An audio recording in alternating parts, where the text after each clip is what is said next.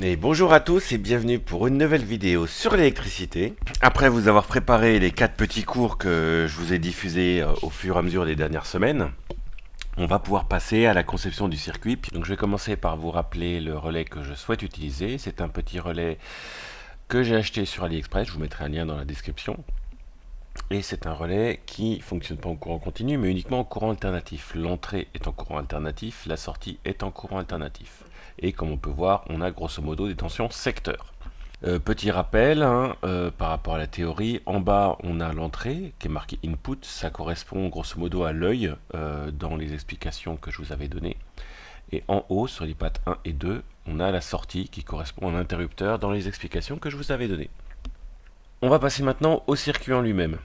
Alors on commence le circuit par la phase et le neutre, la phase qui est en rouge et le neutre qui est en bleu, comme d'habitude, qui correspondent à l'alimentation permanente venant du secteur. Donc c'est branché sur une prise de courant, c'est branché sur un disjoncteur, bref, c'est branché en permanence.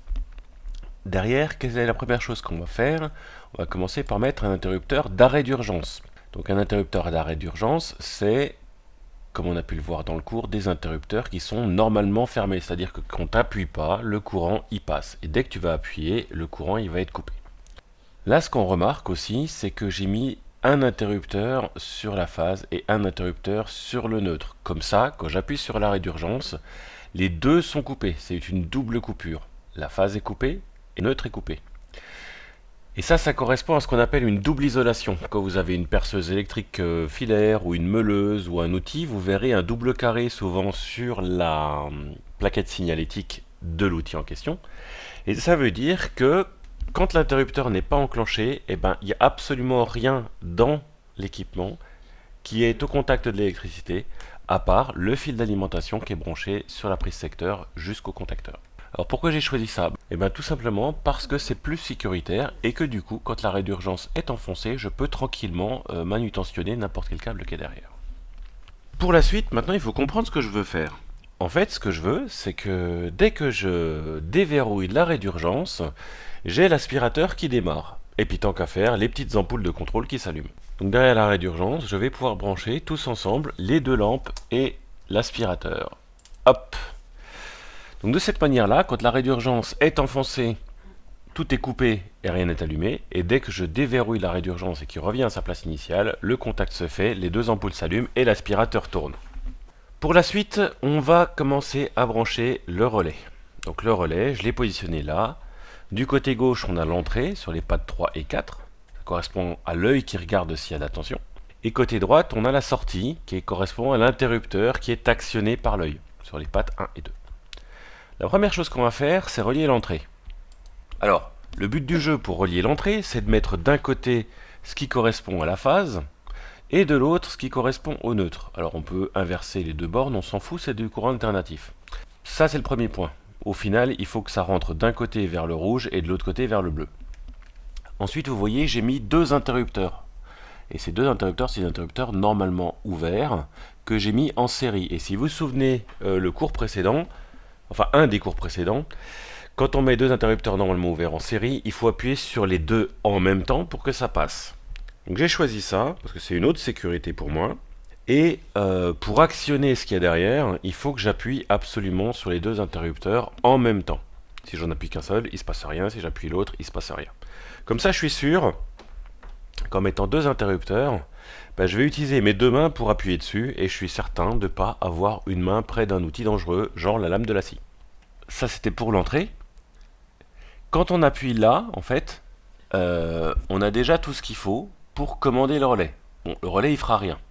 Mais grosso modo, dès qu'on va appuyer en même temps sur l'interrupteur ON 1 et sur l'interrupteur ON 2, l'œil va voir de l'électricité et il va fermer l'interrupteur qui est au niveau de la sortie. Il ne se passera rien, mais il sera ouvert, il sera fermé, etc.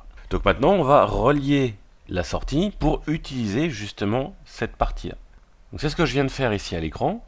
On a relié d'un côté la phase rouge sur la patte 1 et 2, la sortie, on l'a mis pour permettre d'alimenter la scie. Donc une fois qu'on fait ça, en fait, on a un relais simple qui est fonctionnel. C'est-à-dire que quand on va appuyer sur les interrupteurs ON 1 et ON 2 en même temps, l'œil il va voir de la tension, ok, entre le 3 et le 4. Et il va fermer du coup l'interrupteur entre le 1 et le 2. Ce qui fait que le vert, qui est sur le 2, va se transformer en rouge, parce qu'il y aura continuité. Okay. Et du coup, la scie, elle sera reliée au bleu d'un côté, et au rouge à travers l'interrupteur. Et comme on a pu le voir, quand on est relayé au bleu et au rouge, ça marche. Pour résumer, tout ce qui se passe dans cette configuration-là, c'est que quand on appuie sur les deux interrupteurs en même temps, la scie, elle démarre, et dès qu'on en relâche un ou l'autre ou les deux, la scie, elle s'arrête. Voilà, donc on a un panneau de commande débile qui n'a pas de mémoire. C'est pour ça que maintenant, la seule chose qui reste à faire, c'est de mettre en œuvre la fonction mémoire qu'on avait vue dans la dernière vidéo de cours. Pour que le relais il puisse se souvenir que quand on l'a déclenché pour qu'il commence à marcher, il faut qu'il continue de marcher jusqu'à ce qu'on lui dise de s'arrêter. Et là, on retrouve en fait ce qu'on avait vu dans le cours. Pour le bouclage qui correspond à la fonction mémoire, j'ai mis deux interrupteurs OFF1 et OFF2. Ces deux interrupteurs, c'est des interrupteurs normalement fermés. Et si vous vous souvenez dans le cours, deux interrupteurs normalement fermés, quand on les met en série, il suffit d'appuyer sur n'importe lequel des deux pour que ça coupe. C'est-à-dire que quand on va appuyer sur ON 1 et ON 2, le violet il va se transformer en rouge. Sur le côté de l'entrée, côté œil, entre le 3 et le 4, il va y avoir d'un côté du rouge, de l'autre côté du bleu. Donc là, il va voir qu'il y a de l'électricité, il va vouloir fermer la sortie. Donc il va fermer entre le 1 et le 2. Le vert va devenir rouge. Et comme le vert est devenu rouge, et que le vert il remonte vers la patte de l'entrée au travers des interrupteurs OFF1 et OFF2, l'entrée va continuer d'être alimentée. C'était la fonction mémoire qu'on a vue dans le cours. Et même si on relâche du coup ON1 et ON2, le vert restera rouge et le violet côté patte 3 va rester rouge. Et l'interrupteur, il va rester fermé parce que le relais aura sa fonction mémoire activée. Donc, quand on appuie sur ON1 et ON2, dans cette configuration-là, la scie démarre. Quand on relâche ON1 ou ON2 ou les deux, la scie continue de tourner. Pour que la scie s'arrête, comme vu dans le cours à nouveau, il suffit d'appuyer soit sur OFF1, soit sur OFF2. Et donc c'est exactement ce que je veux comme fonctionnement ici. Je veux que pour le démarrer, il faut que j'utilise mes deux mains, et que pour l'arrêter, n'importe quel bouton d'arrêt suffira. Je n'ai pas besoin d'appuyer sur les deux. Et du coup, pour couper, quand la scie elle tourne, il suffira d'appuyer soit sur OFF1, soit sur OFF2. Ça va couper le bouclage entre la patte 2 et la patte 3. Et du coup, il n'y aura plus de rouge à l'entrée de la patte 3, il y aura de nouveau du violet.